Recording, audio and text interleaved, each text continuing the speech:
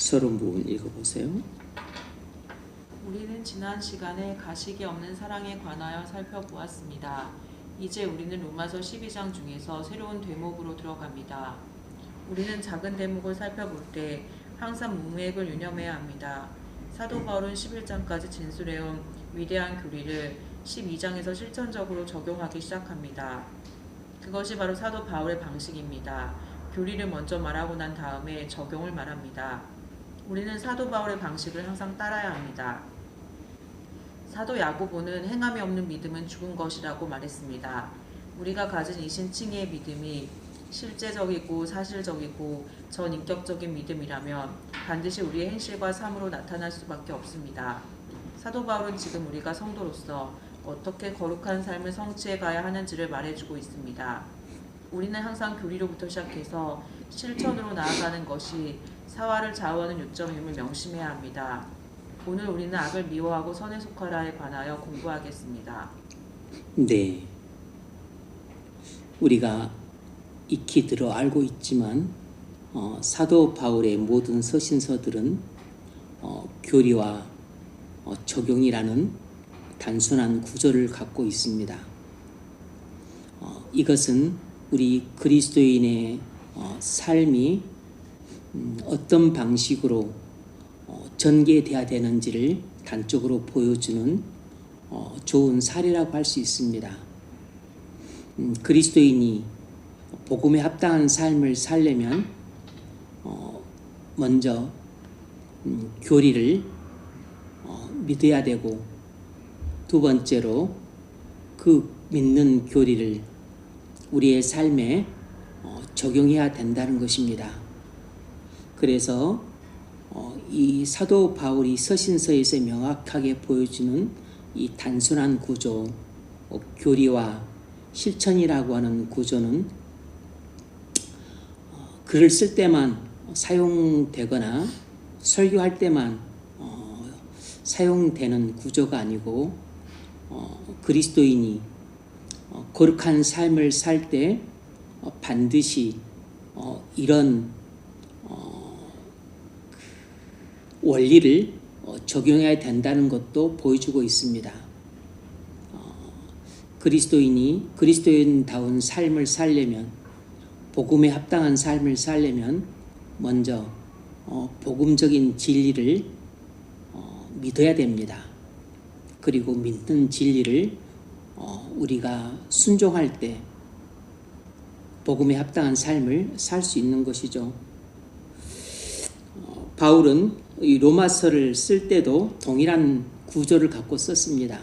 11장까지는 교리를, 그리고 나머지는 실천 부분입니다.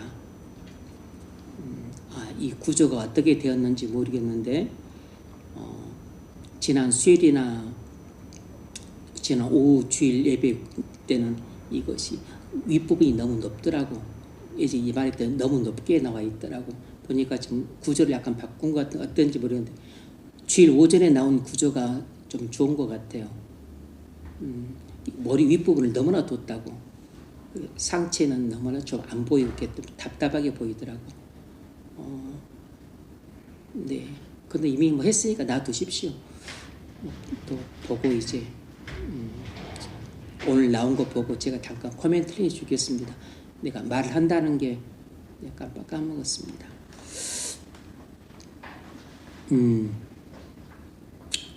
자, 오늘은 악을 미워하고 선에 속하라에 관해서 잠깐 살펴보겠습니다. 첫 번째 문제 읽어보십시오. 본문 9절을 읽으십시오. 9절에는 그리스도인의 삶 전체를 지배하는 두 가지 원리가 나와 있습니다. 첫 번째 원리는 사랑에 거짓이 없다는 것입니다. 지난 시간에 첫 번째 원리를 살펴봤으므로 오늘은 두 번째 원리를 살펴보겠습니다. 악을 미워하고 선에 속하라. 두 번째 원리는 필연적으로 첫 번째 원리로부터 따라 나옵니다. 1. 사랑의 반대는 미움입니다. 악을 미워하라는 말은 무슨 의미입니까? 네, 9절은 사랑엔 거짓이 없나니 악을 미워하고 선에 속하라 고 나와 있습니다. 여기에 지금 사도 바울이 그리스도인의 삶 전체에 대해서 말하고자 하는 중요한 두 가지 원리가 나와 있다고 말씀드렸습니다. 첫 번째 원리는 그리스도인의 사랑에 대해서 말을 하고자 하는 것이죠. 두 번째 원리는 선과 악에 대해서 말을 하고자 하는 것입니다. 그러니까 그리스도인의 사랑은 가식이 없는 사랑이어야 된다라는 것이고, 두 번째는 악을 미워하고 선을 사랑하라, 이 원리를 말하고 싶은 것입니다. 사랑의 반대는 미움인데 악을 미워라는 말은 무슨 뜻인가? 첫 번째로 악이란 무엇인가? 우리는 먼저 간단히 이야기부터 하고 지나가자면, 악은 단순히 선이 없는 것이 아니라 선을 적극적으로 반대하는 것입니다.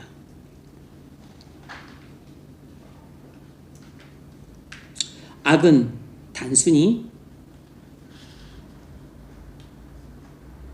선을 행하지 않는 것이 아니라 선을 적극적으로 반대하는 것입니다.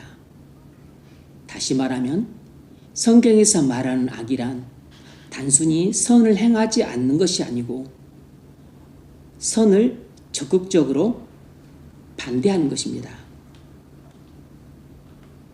다시 말하자면 악은 선한 것을 미워하고 깨뜨리는 것이에요. 성경에서 말하는 악은 하나님께서 기뻐하시는 것을 미워하고 반대하는 것입니다.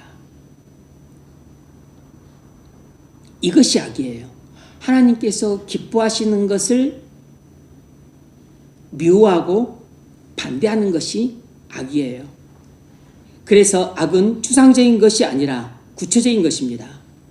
성경에서 말하는 악은 소극적인 것이 아니고 적극적인 것이에요. 성경에서 말하는 악은 수동적인 것이 아니고 능동적인 것을 말하는 것입니다. 그러니까 성경에서 말하는 악은 구체적이고 적극적이고 능동적인 것을 말하는 것이에요. 예를 들자면 이런 것입니다. 노숙자가 누워 있는데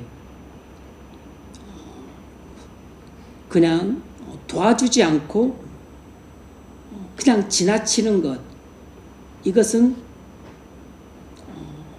성경적 개념으로 따지자면 이것은 선을 행하지 않는 것이지 악을 행하는 것이라고 볼 수는 없습니다. 그런데 이 노숙자를 길거리를 더럽히고 국격을 떨어뜨리는 기생충과 같은 존재라고 욕을 하면서 동냥하기 위해 내놓은 그릇을 차버리고 그리고 그에게 침을 뱉고 지나가는 행위는 악을 행하는 것입니다. 그러니까 선을 하지 않는 것과 악을 행하는 것은 다른 것이에요.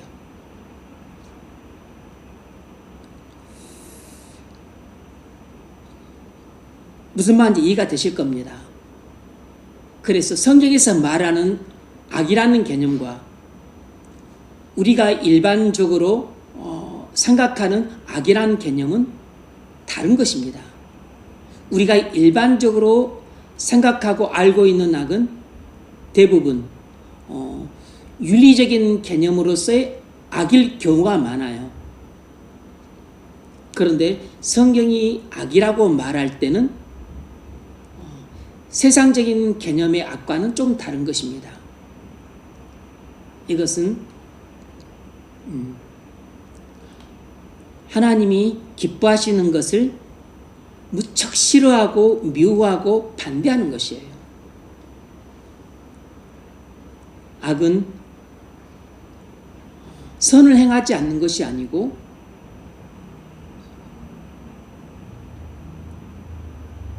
선을 적극적으로 반대하는 것입니다.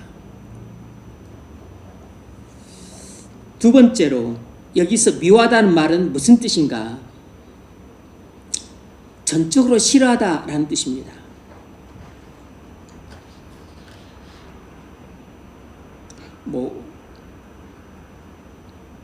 여기서 사용된 헬라어는 무엇으로부터 분리하는 것을 말해요. 떠나는 것을 말합니다. 말이 깜짝 놀래서 뒤로 펄쩍 물러나는 것을 뜻합니다. 그러니까 미워하다는 말은 전적으로 싫어해서 떠나는 것을 말하는 것이에요. 전적으로 싫어해서 떠나는 것을 미워하다는 이 말의 본래 뜻입니다. 그러니까 악을 미워하라 이 말은 악을 철저하게 혐오해서 그래서 그것을 바짝 뛰면서 내동댕이 치고 멀리 떠나는 것을 말하는 것입니다. 그러면 세 번째로 바울은 우리에게 모든 악에 대해서 어떻게 대응하라고 가르치고 있는가? 적극적으로 혐오감을 표출하라는 것입니다.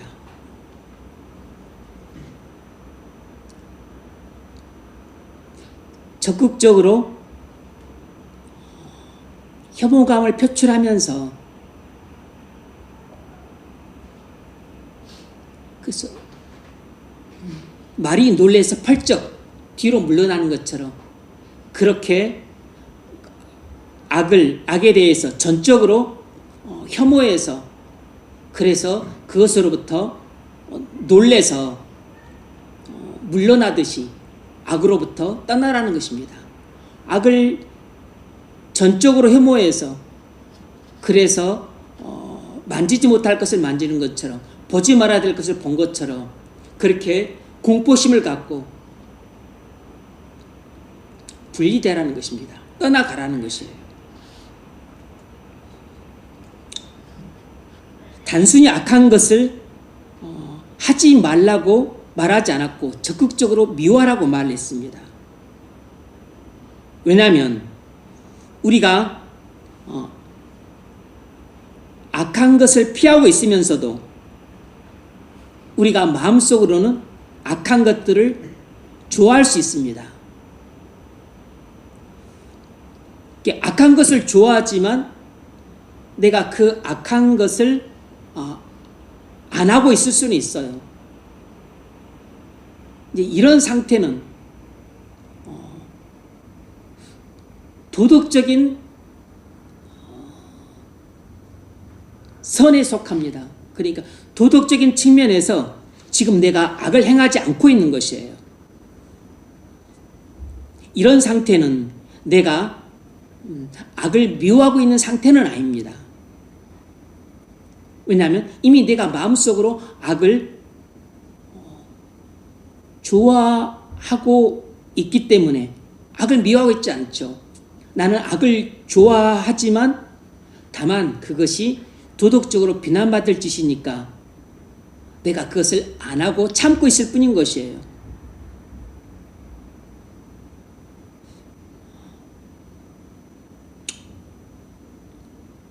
이런 것은 그냥 도덕적으로 내가 지금 악을 행하고 있지 않는 그런 수준인 것입니다.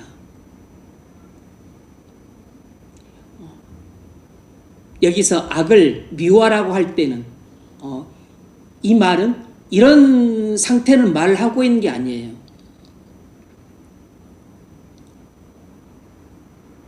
내가 어떤 악을 행하고 있지는 않지만 마음속으로 좋아하고 있다면 이건 악을 미워하고 있는 게 아니죠.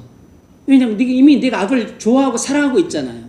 다만 악이 내게 고통이 되니까 내게 손해가 되니까 내가 비난을 받을 테니까 그냥 내가 안 하고 있을 뿐인 것입니다.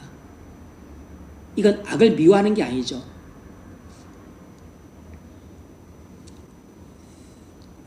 우리 속에 악을 미워하는 정서가 충만해질 때 우리는 자연스럽게 악을 떠나게 됩니다. 그러니까 악을 미워하는 마음이 일단 마음속에 가득해야만 우리는 악을 행하지 않게 되고 그리고 나중에는 악을 멀리 떠나게 돼요. 그래서 바울은 우리에게 악을 그만두라 이렇게 말하지 않고 행위에 대해서 말하지 않고 악을 미워하라 이렇게 말을 한 것입니다. 악을 그만두라 이 이야기는 만약 이렇게 말했다면 우리는 도덕적인 수준에서도 얼마든지 악을 그만둘 수 있어요. 그런데 악을 미워하라 이 말은 도덕적인 명령을 초월한 명령입니다. 이것은 신앙적인 명령이에요. 도덕적인 명령은 악을 그만두라 이렇게 말하는 것입니다. 그런데 기독교 또 신앙적인 측면에서의 우리에게 하는 명령은 악을 미워하라 이렇게 말을 하는 것입니다. 그러니까 단순히 어떤 행위를 그만두라는 것이 아니고 모든 종류의 악에 대해서 미워하라는 것이죠. 그래서 그것에 대해서 철저하게 전적으로 그 혐오감을 품고서 그리고서 말이 놀라서 펄쩍 뒤로 물러나는 것처럼 이 악에 대해서 두려운 마음을 갖고 그리고 멀리 떨어지라는 것입니다. 그러니까 악을 미워하라는 말 속에는 악을 미워하는 마음과 함께 그리고 악한 일은 손도 대지 말고 쳐다보지도 말라는 행동까지 포함되어 있는 것입니다. 훨씬 심오하고 포괄적인 그런 명령인 것이죠. 악을 그만두라는 명령보다 악을 미워하라는 명령은 악에 대한 그 마음과 함께 악한 행동도 그만둘 것을 포함하고 있으니까 훨씬 심오하고 포괄적인 명령이에요. 그래서 지금 바울은 우리에게 도덕적인 수준에서 명령하고 있는 게 아니고 신앙적인 차원에서 명령을 하고 있는 것입니다. 네 번째로 우리가 모든 종류의 악을 미워하려면 어떻게 해야 합니까? 우리가 모든 종류의 악을 미워하려면 어떻게 해야 되는가? 크게 두 가지가 있습니다. 첫 번째는 뭐냐면 교리에 대한 이해예요. 우리가 모든 종류의 악을 미워하려면 맨 먼저 진리를 올바르게 이해를 해야 됩니다. 교리는 중요한 진리를 교리라고 말을 하죠. 중요한 진리를 교리라고 말을 하는데 이제 조금 더 광범위한 의미로 우리가 모든 종류의 악을 미워하려면 맨 먼저 진리를 올바르게 이해를 해야 돼요. 만일 우리가 진리를 올바르게 이해하지 못하면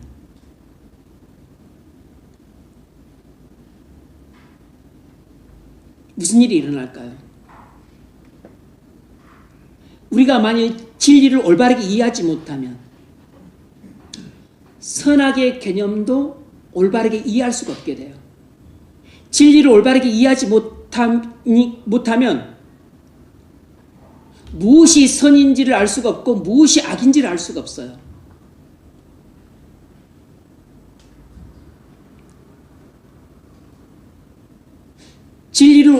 진리는 선악의 기준입니다. 진리를 모르는데 다시 말하면 선악의 기준을 모르니까 선을 선이라고 판단할 수가 없고 악을 악이라고 판단할 수가 없게 돼요. 그게 선악의 개념 자체가 모호해지게 됩니다. 그러면 당연히 악을 미워할 수가 없게 되죠. 그것은 원래 선한 것인데 이걸 악이라고 여기고서 그걸 미워하게 되는 일이 발생하게 되는 것입니다. 그러니까 절대로 악을 미워하는 일을 할 수가 없게 돼요.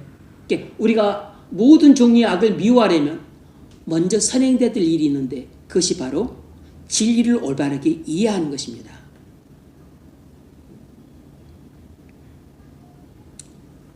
그런데 대부분의 사람들은 악을 단순히 도덕적인 개념으로 이해하는 경우가 많아요. 대부분 선악 그러면 교회 다니는 사람들조차도 도덕적인 개념의 선과 도덕적인 개념의 악으로 생각하기는 경우가 많습니다. 아니면 또 선과 악 그러면 또 어떤 사람들은 공리주의 개념으로 선과 악을 생각할 때가 많아요. 많은 사람들한테 이익을 주면 선이고 많은 사람들한테 해를 주면 악이다. 이렇게 생각하기도 합니다. 또는 경제적인 개념으로 생각하기도 해요. 내게 손해가 되면 경제적으로 손해가 되면 악이고 이익이 되면 뭐 선이다. 이렇게 생각하기도 합니다. 또 극단적인 사람들은 이 선악의 개념을 이데올로기적 개념으로 생각하기도 합니다.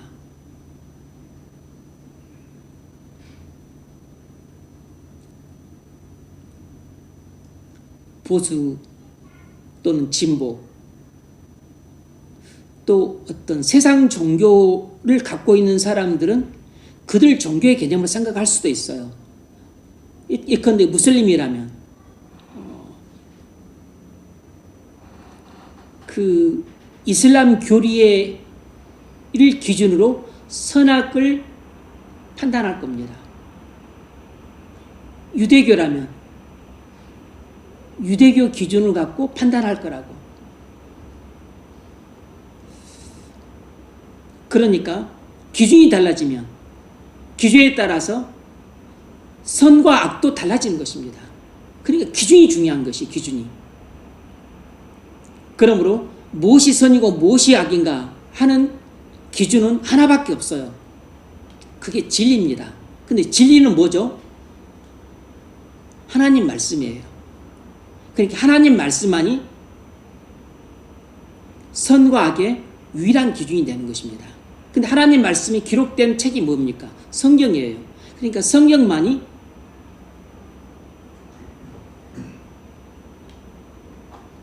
선과 악의 기준이 되는 것입니다.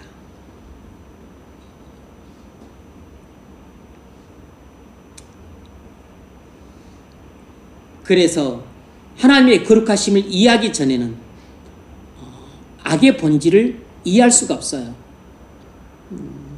악은 거룩의 반대입니다.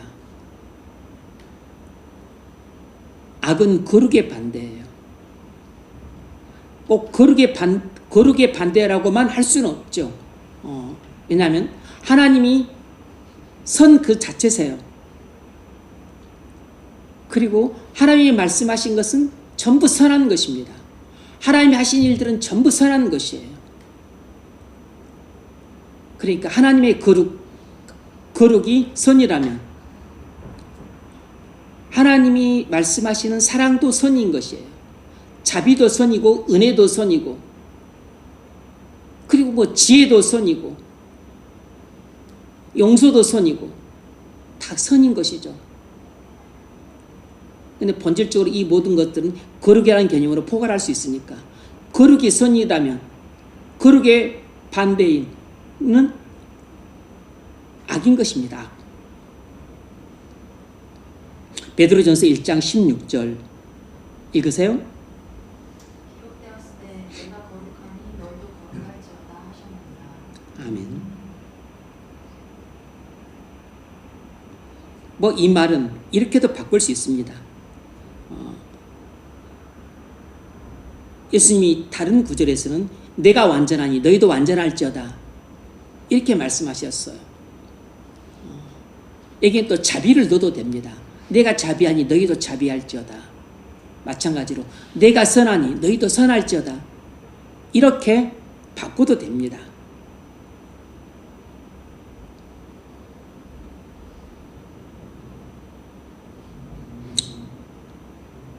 하박국서 1장 13절 주께서는 눈이 정결하심으로 악을 참아보지 못하시며 해역을 참아보지 못하시거늘 어찌하여 거짓된 자들을 방관하시며 악인이 자기보다 의로운 사람을 삼키는데도 잠잠하시나이까.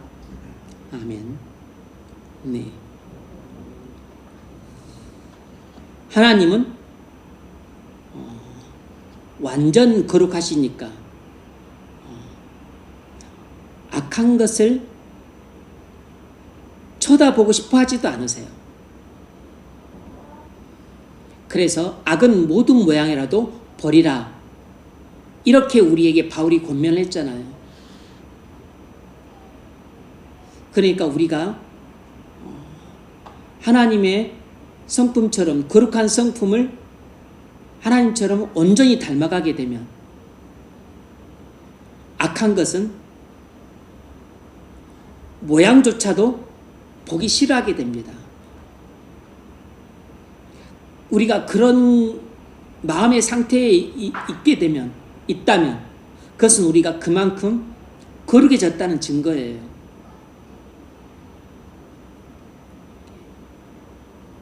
악한 생각을 하고 싶어 하지도 않고, 그리고 악한 마음을 계속 품고 있으려고 하지 않을 뿐만 아니라 아예 악한 것은 쳐다보고 싶어 하지도 않는 상태, 그 상태가 하나님처럼 거룩한 상태인 거죠.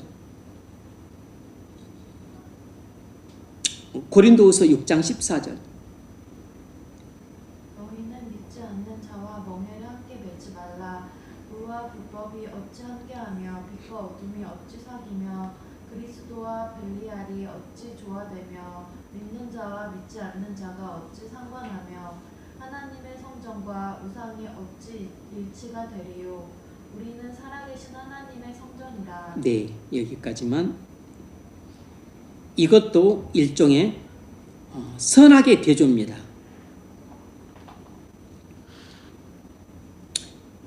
믿지 않는 자는 하나님 보시기에 악에 속하는 것입니다. 그래서 함께 멍에를 매지 말라는 것이에요. 이것은 문맥상 하나님이 그리스도인들에게 믿지 않는 이방인들과 친밀한 교제를 나누지 말라는 권면이에요. 그러면서 뭐라고 말했냐면 의와 불법이 어찌 함께하며, 믿는 자를 의, 믿지 않는 자를 불법이라고 그렇게 말씀을 하고 있어요. 믿는 자를 빛, 믿지 않는 자를 어둠,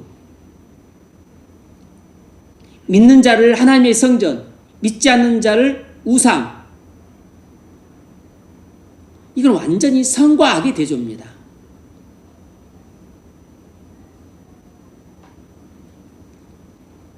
이와 같이 읽으세요. 이와 같이 하나님께서 읽으세요. 하나님께서 이르시되 내가 그들 가운데 거하며 주로 행하여 나는 그들의 하나님이 되고 그들은 나의 백성이 되리라. 그러므로 너희는 그들 중에서 나와서 따로 있고 부정한 것을 만지지 말라. 아멘. 그래서 17절에서 마지막 권면하기를 너희는 그들 중에서 나와서 따로 있고 부정한 것을 만지지 말라. 왜죠? 하나님 보시기에 믿지 않는 자들은 악에 속하기 때문이에요. 그래서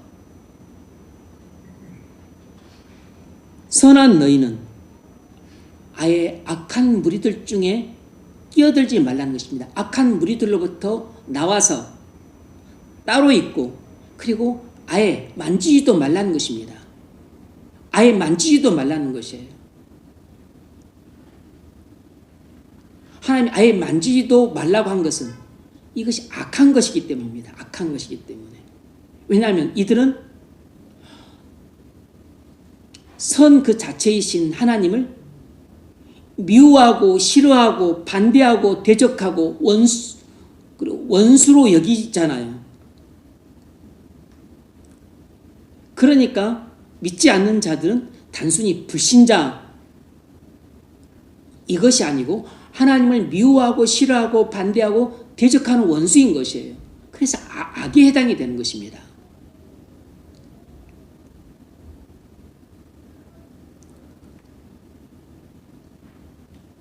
그래서 믿는 자가 믿지 않는 자와 멍에를 함께하지 말라고 한 것은 완전히 선과 악의 대척점이 있기 때문이에요.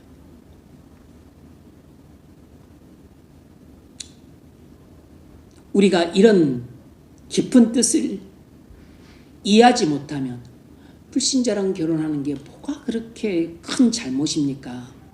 이렇게 생각하는데 인간적 관점에서 볼 때는 그게 대수롭지 않을 수 있지만 그런데 진리라고 하는 입장에서 바라볼 때는 이것이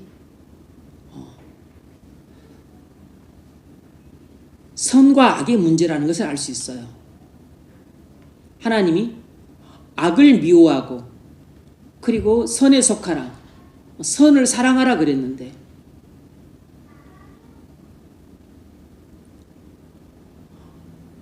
악을 사랑하고 있잖아요. 악을 사랑하고 있는 것이라고.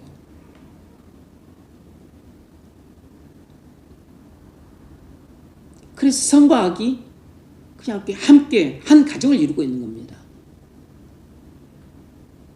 물론 그 중에서 어떤 경우는 악이 나중에 하나님의 자녀가 되는 일도 일어나지만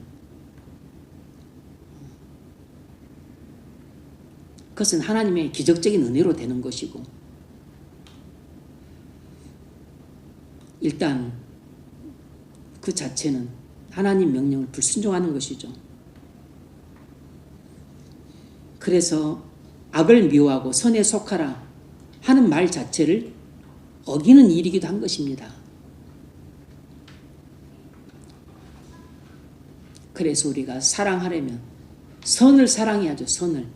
하나님 아버지를 사랑하는 것처럼 하나님 자녀들을 사랑해야 되는 겁니다. 히브리서 12장 29절에서는 하나님은 소멸하는 불이심이라 그랬습니다. 뭘 소멸하는 불일까요? 악을 소멸하는 불이죠. 하나님은 악을 소멸하는 불입니다. 무슨 뜻입니까? 하나님이 악을 그와 같이 미워한다는 것입니다. 그럼 10편, 104편, 35절에 나오죠? 읽으세요. 죄인들을 땅에서 소멸하시며 악인들을 다시 잊지 못하게 하시리로다. 아멘. 하나님이 누구를 소멸하신다 그랬습니까? 죄인들을 소멸한다 그랬습니다. 악인들을 소멸한다 그랬어요. 하나님은 완전한 우주를 만드시고 보기에 좋았더라 그랬습니다. 그런데 죄가 들어와서 온 세상이 타락했어요.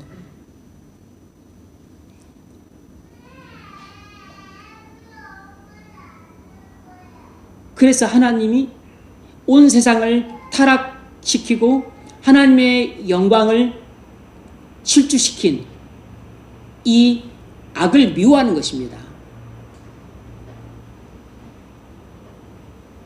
하나님 나라를 하나님을 대적하는 반역도성으로 만들어버린 이 악을 미워하는 것이에요.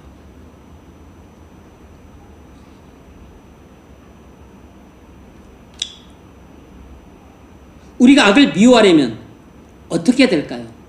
맨 먼저 진리부터 온전히 이해를 해야 됩니다. 그래야 선악의 개념을 올바르게 이해할 수 있어요. 무엇이 선이고 무엇이 악인지를 알 수 있습니다. 그래서 선을 선이라고 판단할 수 있고 악을 악이라고 판단할 수 있죠.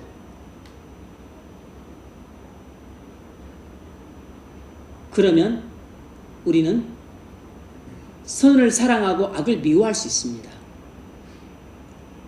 그러니까 우리가 악을 미워하려면 맨 먼저 교리적인 이해가 필요해요. 진리에 대한 올바른 이해가 필요합니다. 그러면 우리가 진리는 하나님 말씀이라 그랬어요.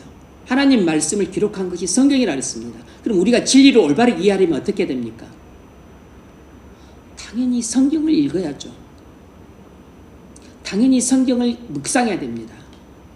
혼자 읽고 묵상하면 그걸로 진리를 알 수 있는가? 알 수 있죠. 그런데 충분히 알 수 있는 건 아니고 정확히 알 수 있는 건 아니에요. 왜냐하면 혼자서는 오해가 생기고 오류들이 발생하기 때문입니다. 그래서 교회에 나와서 성경을 공부를 해야 돼요.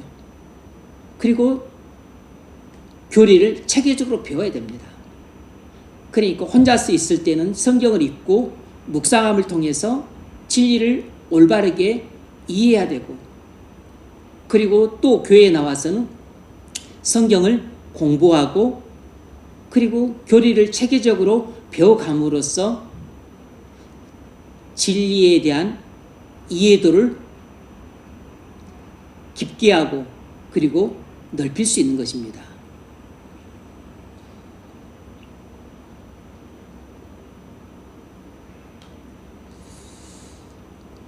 두 번째로, 우리가 모든 종류의 악을 미워하려면 어떻게 해야 되는가?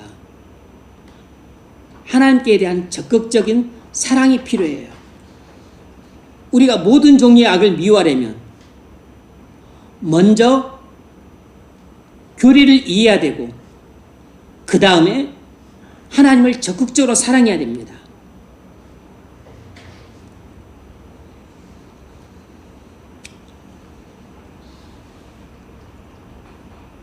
우리는 어떻게 하나님을 적극적으로 사랑할 수 있죠? 먼저 하나님을 알아야 됩니다.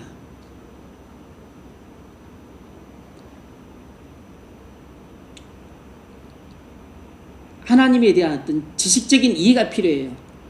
뿐만 아니라 하나님이 나를 얼마나 사랑하신가를 알아야 돼요.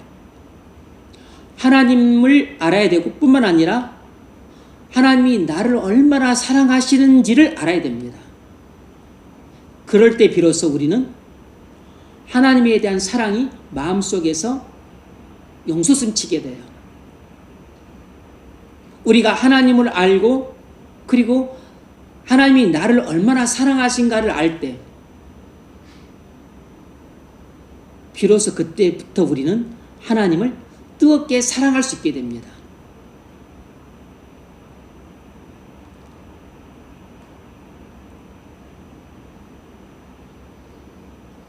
그러니까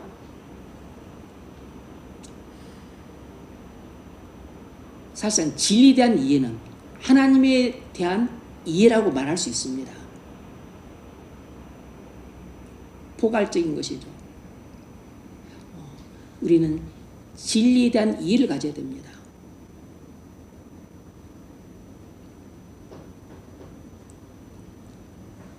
진리에 대한 이해를 가져야 돼요. 그리고 이것만 갖고 악을 미워할 수는 없어요.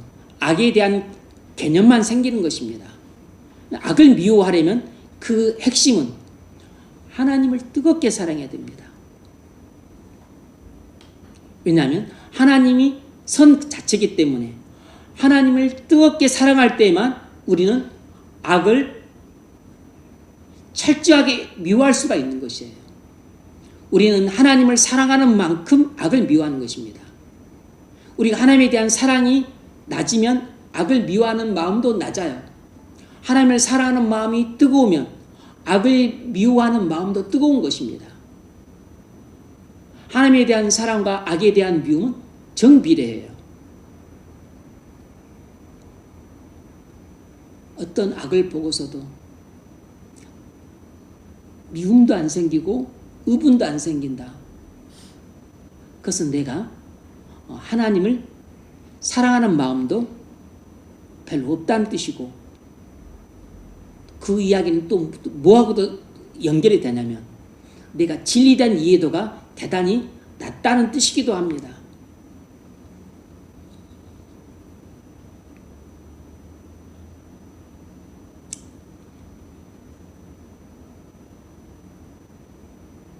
우리가 어떤 것이 나쁘다는 것을 알고서 그것을 싫어하고 그 일을 안 할 수 있습니다. 만일 우리가 그런 정도의 수준에 머물러 있다면 이것은 도덕적인 사람인 것이지 신앙적인 그리스도인이라고 보기는 어려워요.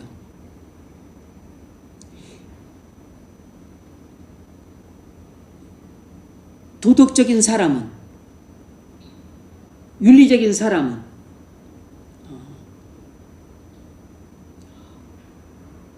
도덕적으로 악한 일은 하지 않지만 악을 미워하진 않아요. 그런데 신앙을 가진 그리스도인은 먼저 악을 미워합니다. 그리고 그 악을 행하지 않는 것이에요. 그래서 도덕에서는 이것은 악한 일이니까 하지 마라, 이렇게 행위 차원에서 말을 합니다. 도둑질은 나쁜 것이니까 하지 마라, 이렇게 말을 해요. 그런데 성경에서는 물론 도둑질을 하지 말라 이 말도 나오지만 그보다 더 심오한 이야기, 악을 미워하라, 이렇게 말을 해요.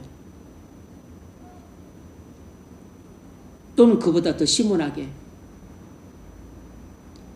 이웃의 물건을 탐하지 말라, 이렇게 말을 합니다.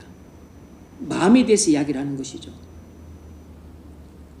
그래서 도덕적인 사람, 윤리적인 사람은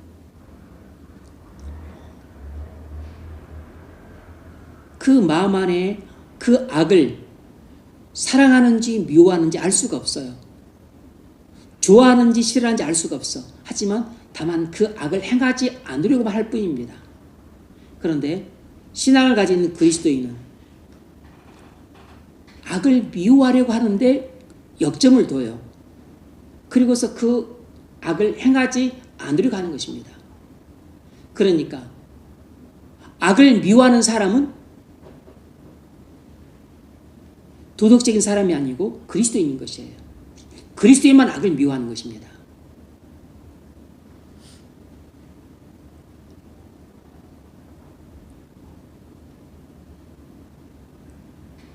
어떤 사람이 그리스도를 막 욕해.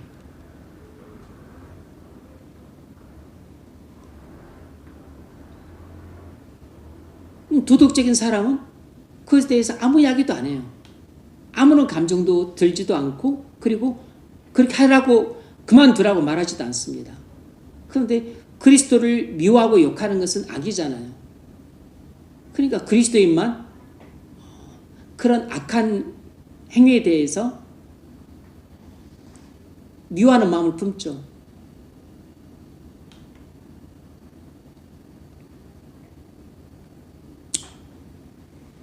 우리가 어떻게 악을 미워할 수 있을까? 그건 딱 방법이 하나밖에 없습니다. 하나님을 사랑할 때만 악을 미워할 수 있어요.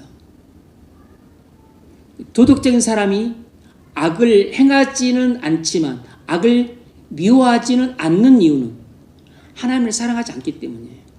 그런데 그리스도인이 악을 행하지 않으려고 할 뿐만 아니라 악을 미워하는 것은 하나님을 사랑하기 때문입니다. 오직 하나님을 사랑하는 사람만 악을 미워할 수 있어요. 아무리 도덕적인 사람이라 할지라도 하나님을 사랑하지 않기 때문에 그들은 하나님이 미워하시는 악을 미워하지 않는 것입니다.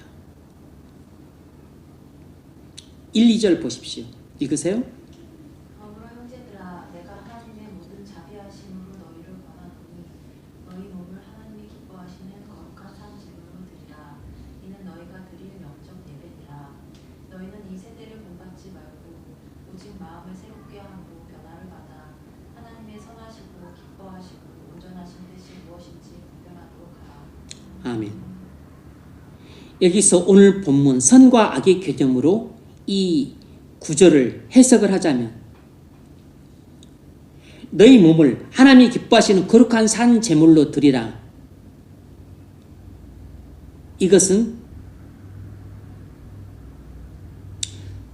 선에 속하라,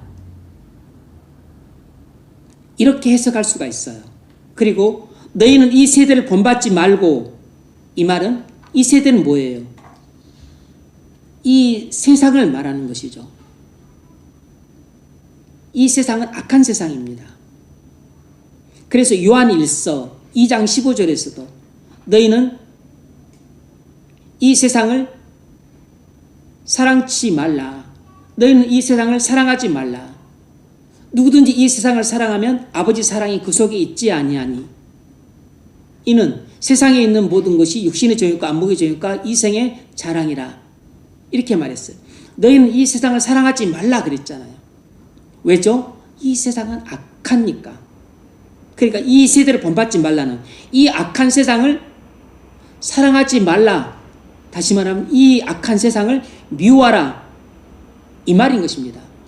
불신자들을 미워하라는 말이 아니고 이 악한 세대의 교훈과 풍조를 미워하라는 것이죠.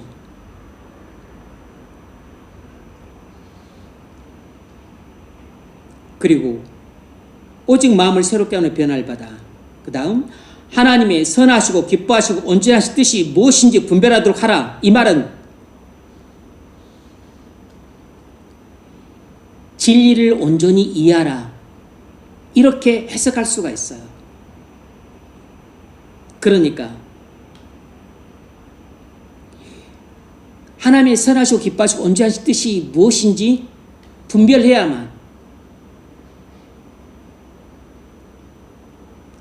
이 세대를 본받지 않고 자기 몸을 하나님이 기뻐하시는 거룩한 산 제물로 드릴 수 있는 것입니다. 그 바탕이 형성이 되는 것이에요. 그러니까 진리를 온전히 이해를 해야만 악을 미워하고 선에 속할 수 있는 것입니다.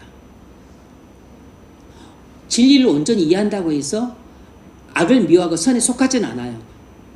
진리를 온전히 이해할 때 악을 미워하고 선에 속할 수 있는 바탕, 기초가 형성이 되는 것입니다. 그런데 악을 미워하고 선을 사랑하려면 가장 결정적인 핵심 요소는 하나님을 사랑하는 것이에요. 그러니까 하나님의 뜻을 이해하고 더 나아가서 하나님을 뜨겁게 사랑할 때만 이 세대를 본받지 않고 자기 몸을 하나님이 기뻐하시는 거룩한 산 제물로 드릴 수 있는 것입니다. 그런데 하나님의 뜻이 무엇인가는 이미 1장부터 11장까지 해서 말했잖아요. 그리고 하나님이 그리스도 안에서 나를 얼마나 사랑하시는지 그 하나님의 사랑에 대해서도 다 이야기해줬잖아요. 이것을 온전히 믿었다면 하나님을 사랑하는 마음이 뜨겁게 용솟음 쳤을 겁니다. 그러니까 이미 이 믿음으로 하나님을 뜨겁게 사랑하는 그리스도인이라는 것을 전제로 해서 지금 사도 바울은 이제 12장 실천 영역으로 딱 들어오자마자 이 명령을 하고 있는 것입니다. 악을 미워하고 선을 사랑하라. 이 이야기를 하고 있는 것이에요.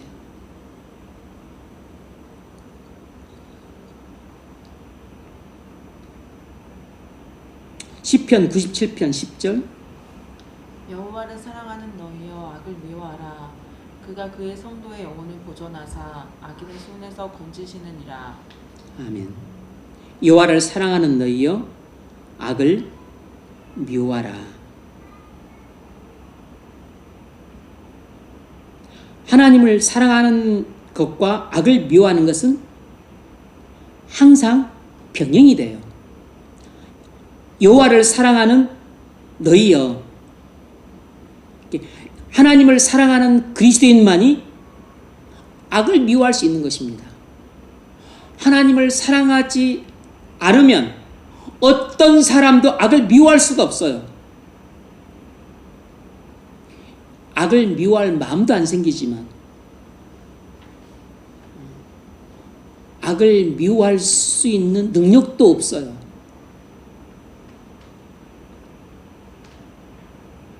어떤 도덕적인 측면에서 악이라고 생각되는 것을 조금 뭐 싫어하거나 반대하거나 그 일을 안 할 수는 있겠죠. 그런데 하나님이 보실 때 악을 미워할 수는 없는 것입니다. 하나님을 사랑하지 않는 사람은 선악의 개념 자체부터 잘못되었어요. 그럼 그런 사람들이 갖고 있는 선악의 개념은 앞서 말씀드렸던 것처럼 도덕적인 선악의 개념이든 공리주의적인 선악의 개념이든 경제적인 선악의 개념이든 정치적인 선악의 개념이든 아니면 세상 종교적인 자기가 믿고 있는 종교적인 선악의 개념을 갖고 있는 것입니다. 그러니까 사람들이 생각하는 일반적인 선악의 개념은 말이 선악은 똑같이 쓰는데 단어만 같지 그 속에 담겨있는 개념이 완전히 쓰는 사람마다 다른 것입니다. 왜냐하면 자기가 갖고 있는 기준이 다르기 때문이에요. 근데 대부분 사람들이 통상적으로 갖고 있는 기준은 도덕적인 기준이에요.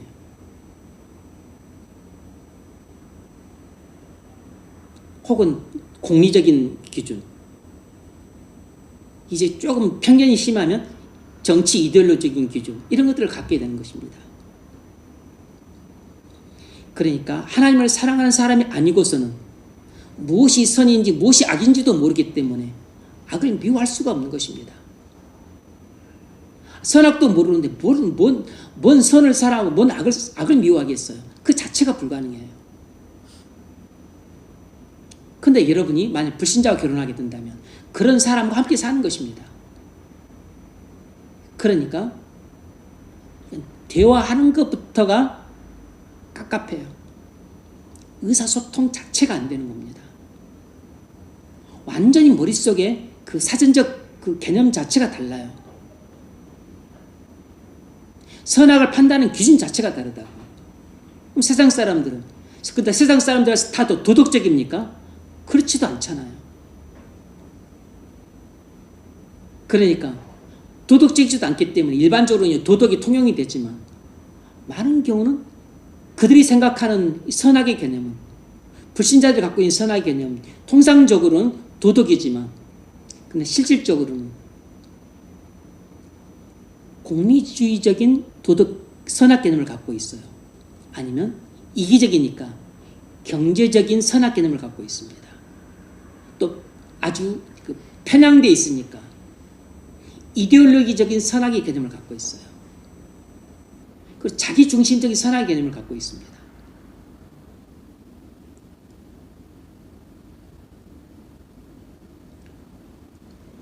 커뮤니케이션이 안 되는 겁니다.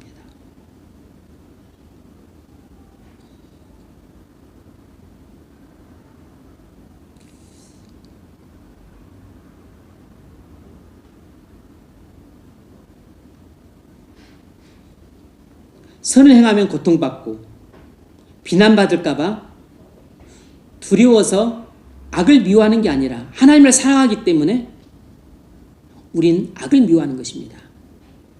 이것이 신앙적으로 악을 미워하는 것이에요. 그런데 악을 행하면 사람들로부터 비난받을까봐 또 내가 고통당할까봐 두려워서 악을 미워하는 것은, 그리고 악을 행하지 않는 것은 윤리적인 태도인 겁니다. 성격이 달라요. 성격이. 근데 우리는 대부분 이런 걸 구분을 안 하죠. 그리스도인들조차 구분을 안 한다고. 아, 내가 그냥 그거 도둑질 안 하면 됐지. 불효 안 하면 됐지. 간음 안 하면 됐지. 살인 안 하면 됐지. 근데 도덕적인 관점에서 불효하고 또 살인하고 간음하고 그리고 또 거짓말하고 이거하고 신앙적으로 또 불효하고 살인하고 간음하고 도둑질하고 하는 것과 완전히 다른 겁니다. 완전히 다른 것이라고. 도덕적으로는 행위만 하지 않으면 돼요. 그런데 신앙적으로는 아닙니다. 신앙적으로는 마음으로부터는 그걸 미워야 돼요. 불효라는 걸 자체를 생각할 때 그걸 미워하는 것입니다. 살인하는 그래서 주님이 그 마태복음 5장에 다 설명하셨잖아요. 인격적인 살인, 언어폭력, 그리고 인격 비하, 멍충이, 골빈노,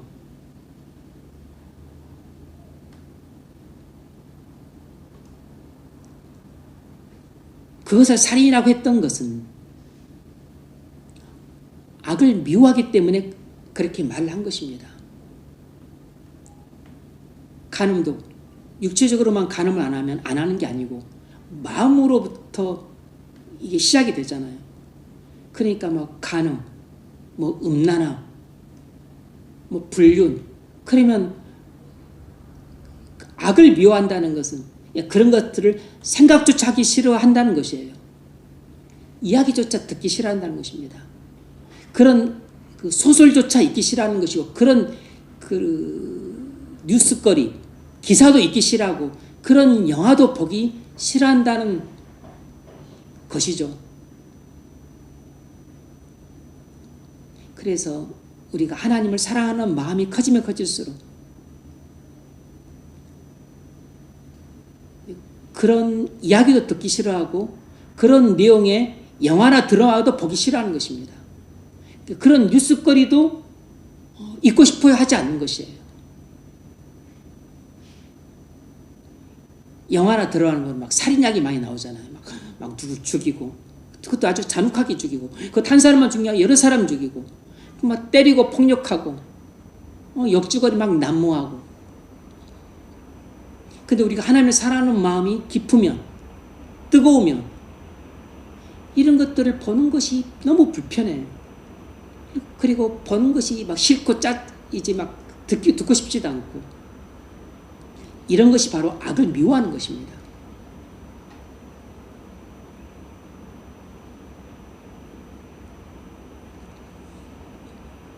바로 하나님이 우리에게 명하시는 것은 도덕적으로 어떤 악한 일을 하지 말라 이런 차원이 아니고, 신앙적으로 하나님을 사랑하니까 악은 모든 모양이라도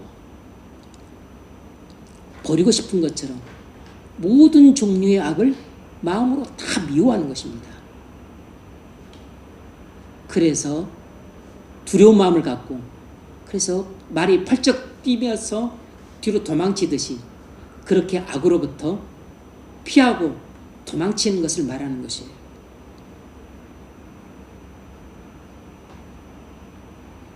아모스서 5장 15절.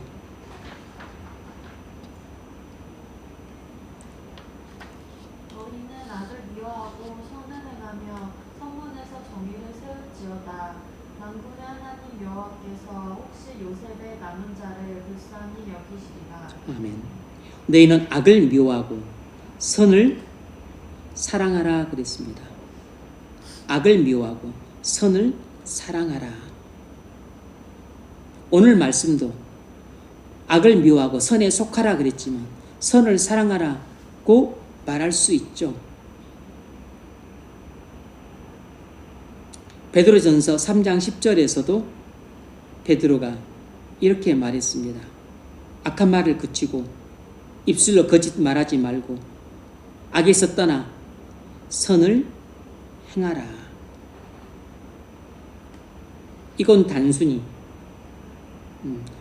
도덕적인 행위의 말을 말하고 있는 것은 아닙니다.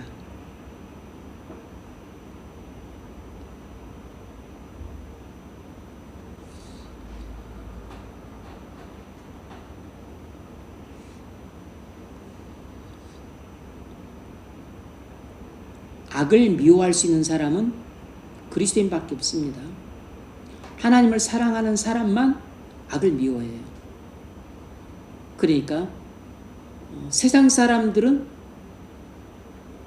만약 어떤 악한 일을 하지 않는다면 그것은 자신에게 고통이 되니까 안 하거나, 비난을 받으니까 안 하거나, 손해가 되니까 안 하거나,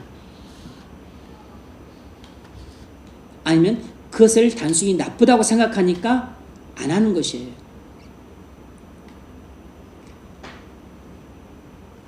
악을 미워하기까지는 안 합니다. 불륜을 저지르고 싶지만 그게 여러모로 안 좋으니까 자신한테 고통이 될 수 있고 손해가 될 수 있고 비난도 받을 수 있으니까 안 저지르는 것입니다.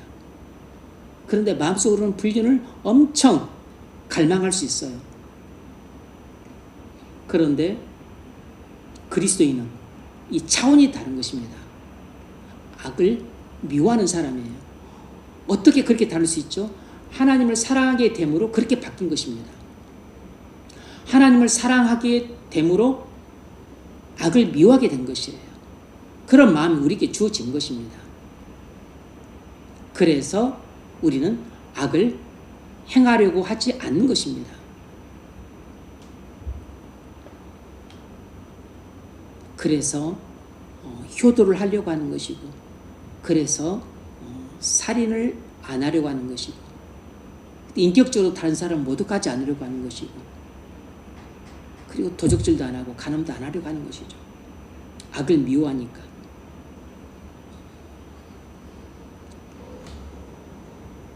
그래서 우리는 악을 미워하려고 하는 마음을 막 고양시키려고 애쓸 필요가 없어요. 그냥 하나님을 사랑하는 마음을 고양시켜야죠. 그럼 자연스럽게 악을 미워하는 마음도 고양이 되니까. 그런데 하나님을 사랑하는 마음을 일부러 고양시킬 수도 없습니다. 그리고 일부러 고양시킬 필요도 없지만 하나님을 사랑하는 마음을 어떻게 고양시킵니까? 하나님이 나를 얼마나 사랑하시는지를 깨달아야죠. 하나님이 나를 얼마나 사랑하시는지를 깨달은 데 주력하면 되는 것입니다. 그걸 위해서 우리가 성경을 읽고, 그걸 위해서 우리가 성경을 묵상하고, 그것을 위해서 우리가 기도를 하는 것이에요. 그것을 위해서 우리가 설교를 듣고, 그것을 위해서 우리가 성경을 공부하고 교리를 배우는 것입니다.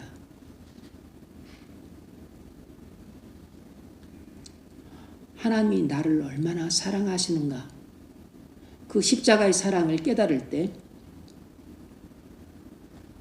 우리 안에 하나님을 사랑하는 마음도 뜨겁게 불타올라요. 그러면 악을 미워하는 마음도 뜨겁게 불타오르게 됩니다.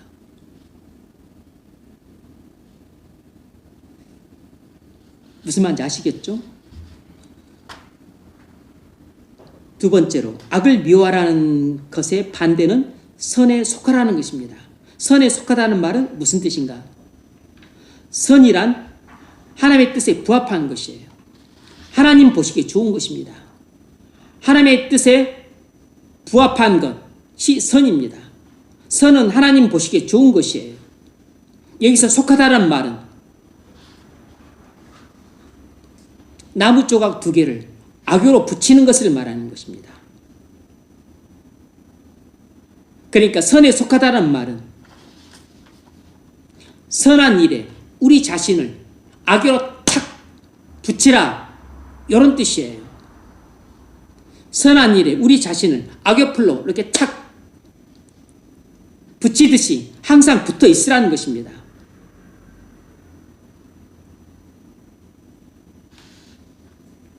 선한 일에 우리 자신이 이렇게 악어풀로 착 붙여가지고 항상 달라붙어 있듯이 우리는 항상 선한 일에 이렇게 달라붙어 있으라는 것입니다. 그리고 무슨 말입니까? 평생 그리고 항상 선한 일만 하라는 것입니다. 이 구절에는 성도 행실 전체를 지배하는 근본적인 2가지 원리가 있습니다. 우리는 어떤 영역에 속해 있습니까? 우린 도덕의 영역에 속해 있는 게 아니라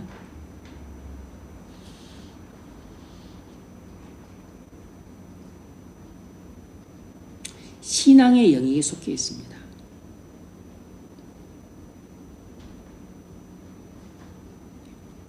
또 좀 다른 말로는 우리는 도덕의 영역에 속해 있는 것이 아니라 거룩의 영역에 속해 있다, 이렇게 말할 수도 있습니다. 얼마든지 바꿔 말할 수 있죠.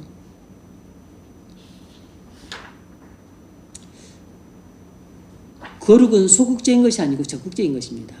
여러분, 도덕은 소극적인 것이에요. 도덕은 소극적인 것입니다. 도덕은 약간 수동적인 것이에요. 도덕은 소극적이고 수동적인 것입니다. 반면에 거룩은 적극적이고 능동적인 것입니다. 다시 말하면 신앙은 적극적이고 능동적인 것이라. 그러니까 도덕과 신앙은 다른 것입니다. 도덕은 뭘 해라라고 하기보다는 뭘 하지 말라는 게 많아요. 도덕의 성격은 기본적으로 소극적이고 좀 수동적인 것입니다. 반면에 신앙은 항상 적극적이고 능동적인 것이에요. 그래서 우리가 악을 미워하는 것도 하나님을 사랑하기 때문에 모든 종류의 악을 다 미워하는 것입니다. 그게 내게 고통을 주거나 손해를 주거나 비난을 주니까 미워하는 게 아니고 하나님을 사랑하기 때문에 하나님이 미워하시는 것을 나도 미워하는 것입니다. 그래서 아주 적극적으로 미워하는 것이에요. 아주 능동적으로 미워하는 것입니다.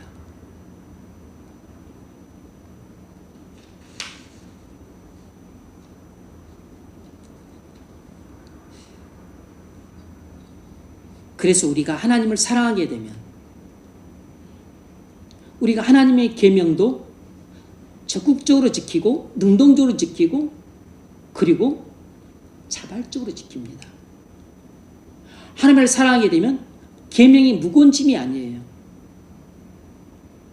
요한일서 그 4장에서 그랬잖아요. 하나님을 사랑하는 것은 이것이니 곧 우리가 그의 계명을 지키는 것이라. 그의 계명은 무거운 것이 아니로다. 그런데 하나님을 사랑하지 않으면 하나님의 계명은 너무 무거워요. 사소한 계명조차도 지킬 수가 없습니다.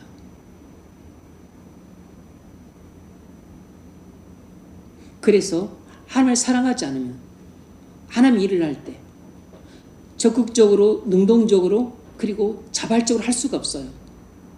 항상 소극적이고 수동적이고 그리고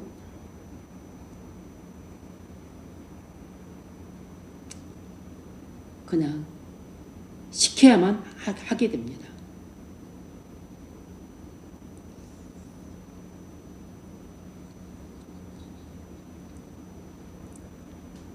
그래서 어떤 윤리적인 사람은 그냥 남들이 볼 때 성인 군자처럼 또는 현모양처처럼 보일 수는 있지만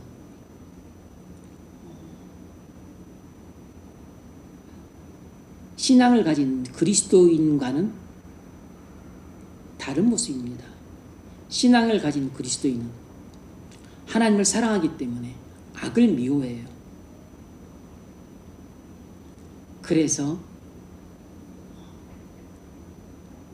악을 미워하니까 악한 일을 하지 않을 뿐만 아니라 하나님을 사랑하니까 선을 적극적으로 행하는 것입니다. 능동적으로 행하고 자발적으로 행하는 것이에요. 하나님을 기쁘시게 하기 위해서 내 몸을 거룩한 제물로 바치는 것입니다. 적극적이고 능동적이고 그리고 자발적으로 선을 행하게 되어 있어요.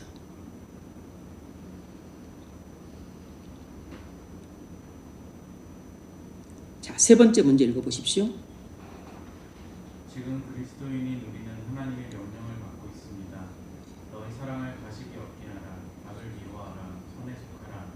이 사실을 통해 우리는 무엇을 알 수 있습니까? 네, 너희 사랑을 가식이 없게 하라. 악을 미워하라. 선에 속하라. 이런 사실을 통해 뭘 알 수 있는가? 거룩은 명령에 계속 순종함으로써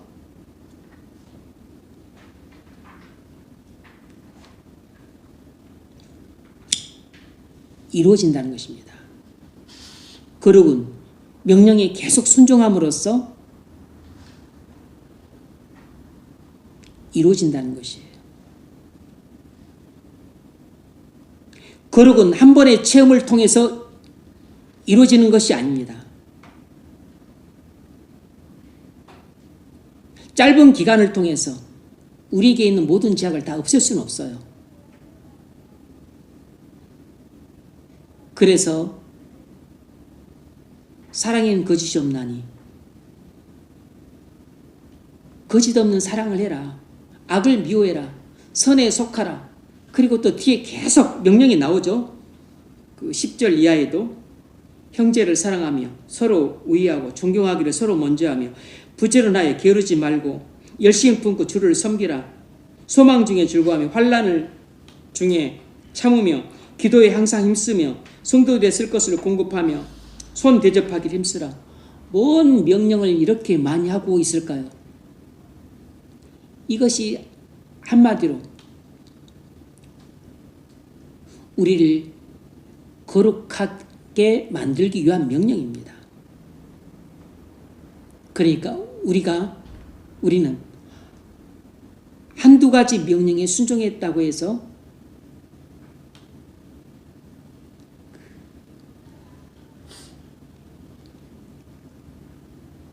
성화가 성취되는 게 아닙니다. 거룩이 성취되는 게 아니에요. 우리가 거룩한 사람이 되려면, 아버지와 같이 거룩한 사람이 되려면 하나님이 우리에게 주신 계명들을 오랜 기간에 걸쳐 계속해서 순종해 나갈 때 거룩이 성취가 되는 것입니다. 한번 악을 미워했다고 해서 거룩해지는 게 아니에요. 한번 사랑을 행했다 그래서 내가 거룩한 사람이 되는 게 아닙니다. 물론 한 번 한 만큼 그것이 뭐 백만문지 일이라면 백만문지 일만큼 진보가 있을 수는 있겠죠. 그러나 그거 한 번으로 우리가 거룩한 사람이 되는 건 아닙니다.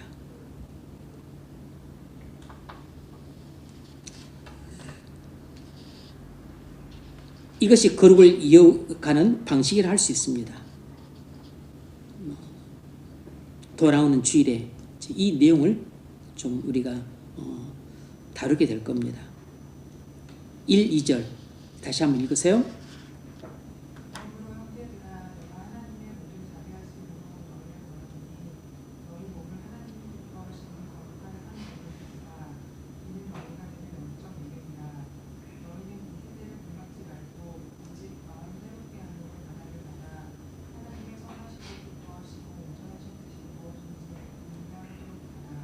아멘.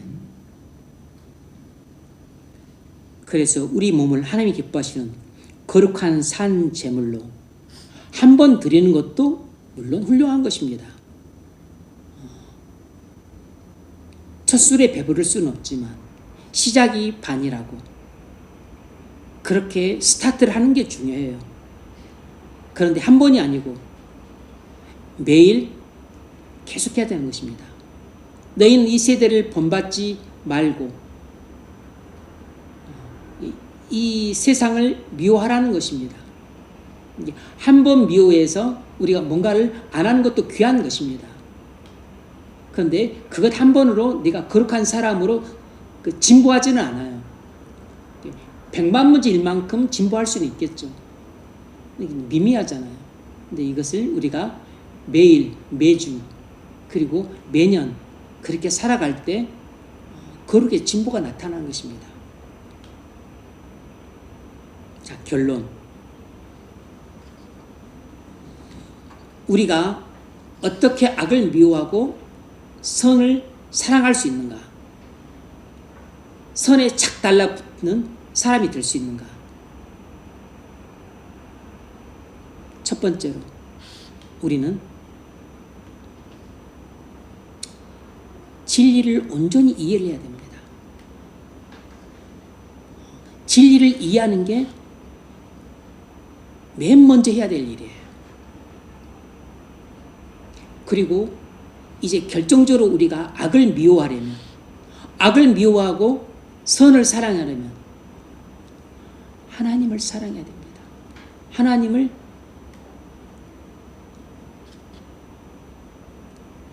적극적으로 사랑해야 돼요. 근데 하나님을 적극적으로 사랑할 능력이 우리에게는 없어요. 하나님을 적극적으로 사랑하려면 우리가 먼저 하나님이 나를 얼마나 사랑하시는가를 알아야 됩니다. 하나님이 나를 얼마나 사랑하시는가를 깨닫게 되면 우리는 그만큼 하나님을 사랑하는 마음을 품게 돼요. 그래서 하나님을 사랑하려고 애쓰는 태도도 필요하지만 하나님을 사랑하려고 애쓰기보다는 그것에 노력하기보다는 그런다 해서 하나님을 사랑하여 주지도 않아요. 보다는 하나님이 나를 얼마나 사랑하는지를 깨달으려고 노력해야 됩니다. 십자가의 사랑을 깨달으려고 노력해야 돼요. 하나님이 나를 사랑하시되 얼마나 사랑하시는지 그 문자적으로 진리로도 알아야 되지만 그걸 내가 경험적으로 알아야 돼요. 그러기 위해서 성경을 읽고 그러기 위해서 성경을 묵상하고 또 그러기 위해서 성경도 공부하고 그러기 위해서 기도도 해야 됩니다. 그러기 위해서 성경을 묵상하기 전에 또 기도를 해야 되는 것이에요. 왜냐하면 어차피 성경을 읽어도 내 눈이 안 열리면 아무것도 깨달아지지도 않습니다. 그러니까 성경을 읽기 전에 또 간절히 기도를 해야 돼요. 그때 읽다가 아무리 읽어도 깨달아진 바가 없으면 방법이 없습니다. 또 기도를 해야 돼요. 기도를 했음에도 불구하고 또 성경이 한 장 읽고 두 장 읽어도 안 깨달아진다. 그러면 방법이 없어요. 그럼 또 기도를 해야 돼요. 왜냐하면 내 눈을 열어주는 것은 성령 하나님만 열어주시니까. 성령이 열어주시면 열린 눈으로 보는 거고 안 열어주시면 닫힌 눈으로 보게 되는 겁니다. 그래서 성경을 읽든 묵상하든 깨달아지지 않는다. 그럼 포기를 하지 말고 기도를 하세요. 기도를. 그리고 다시 읽고 다시 묵상을 하세요. 그래도 목사님 깨달은 게 하나도 없는데요. 그럼 또다시 기도를 해요. 또다시. 그것이 묵상을 잘하는 비결이에요. 그래도 깨달아진 게 없습니다. 방법이 없어요. 그럼 또다시 기도를 해요. 또다시. 그래도 안 깨달아집니다. 그럼 포기하지 말고 다시 읽고 읽어요. 안 깨달아진다면 또다시 기도를 해요. 그러면 반드시 눈이 열립니다.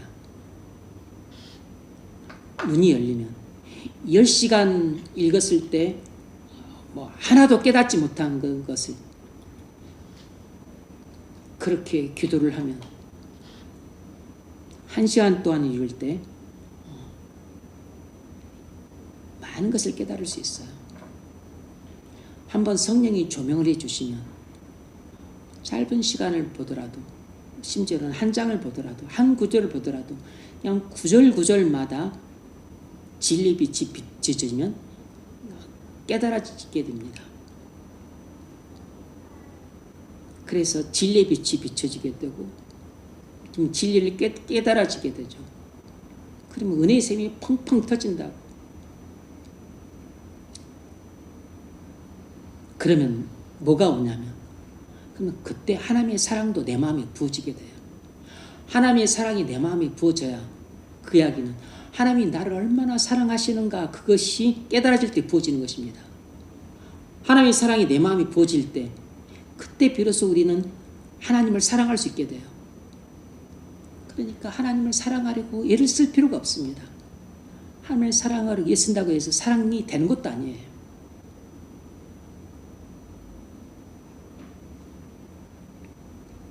그러면 하나님을 사랑하게 되면 그만큼 악을 미워하게 됩니다.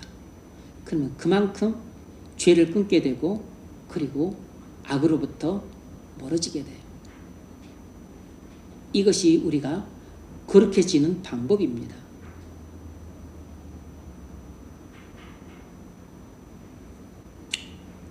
저와 여러분이 그렇게 거룩해질 수 있기를 주의 이름으로 축원합니다.